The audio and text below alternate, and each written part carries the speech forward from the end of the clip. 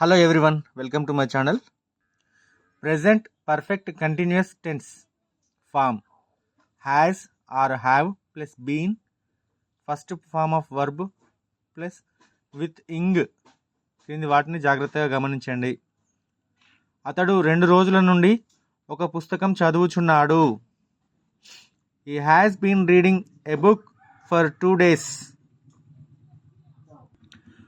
పొద్దుటి నుంచి వర్షం పడుతుంది. It has been raining since morning. నేను పొద్దుటి నుంచి పని చేస్తున్నాను. I have been working since morning. నేను అనేక సంవత్సరాలుగా ఈ నగరంలో నివసిస్తున్నాను. I have been living in this city for several years. If you like this video, please do subscribe, like, share and comment. Thank you for watching this video. Have a nice day.